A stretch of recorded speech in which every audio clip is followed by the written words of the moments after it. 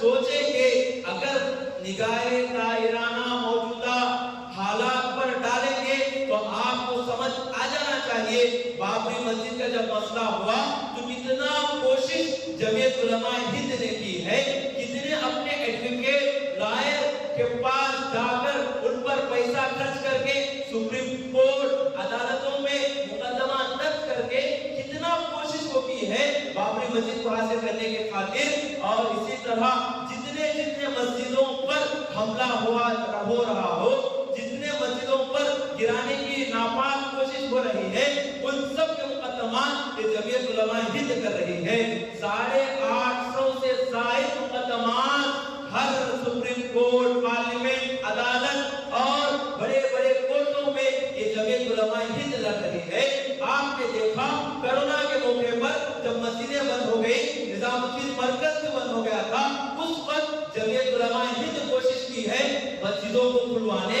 مرکزوں کو کھلوانے۔ آپ نے دیکھا جب کرونا وائرس کے موقع پر جب ہر لوگ مدارس کے طلباء وہیں پر رہ گئے تھے، ان کو آنے جانے نہیں دیا جا رہا تھا، تو یہ جمعیت علماء ہند اپنے پیسوں سے بسوں کا انتظام کر کے دیوبند میں پڑھنے والے طلباء آندھرا تک پہنچائے، تلنگانہ تک پہنچائے۔ اور اسی طرح آپ نے دیکھا ہوگا جہاں کہیں بھی ہلدوانی میں ہو، نوح میں ہو، برما میں ہو، آسام میں ہو، جہاں بھی مسلمانوں کو مارا جا رہا ہو، سب سے پہلے مدد کے لیے امدادی ٹیم لے کر پہنچنے والی جماعت اگر کوئی ہے تو یہ جمعیت علماء ہند ہے۔ اور اسی طرح آپ نے دیکھا ہوگا مسلم پرسنل لا بورڈ پر اگر کوئی ناپاک کوشش کیا کہ مسلمانوں کا پرسنل لا پر کوئی قانون بدل دیا جائے، 3 طلاق کا مسئلہ ہو، اور اسی طرح اور بیٹیوں کا حجاب کا مسئلہ ہو، بہنوں کو آزادی کا مسئلہ ہو، یہ سب مسئلوں پر اگر کسی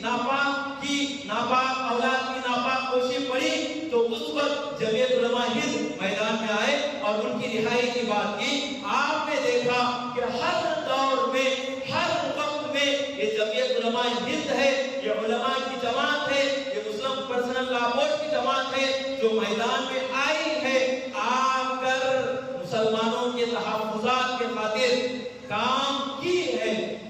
آپ نے دیکھا ہوگا پرسوں کے جو کورٹ میں پیشی ہوئی ہے وہاں پر بھی MP کے درمیان مولانا ارشد مدنی دعوت برکاتہ ہو، مولانا سلمان منصور پوری دعوت برکاتہ ہو، اور اسی طرح مولانا ابوالقاسم نعمانی دعوت برکاتہ بھی وہاں پر پارلیمنٹ میں موجود تھے۔ آپ سب جانتے ہیں ہر وقت بھی جب بھی کسی کا مسئلہ ہو مسلمانوں کے خلاف، اگر کوئی بھی قانونی اعتبار سے ناانصافی ہو تو سب سے پہلے آگے آ کر کام کرنے والی جماعت مسلمانوں کی جماعت جمعیت علماء ہند ہے۔ کتنے مسلمان جو بے گناہ جیلوں میں پھنسے ہوئے ہیں، ان مسلمانوں کو آزاد کرانے والی جماعت یہ جمعیت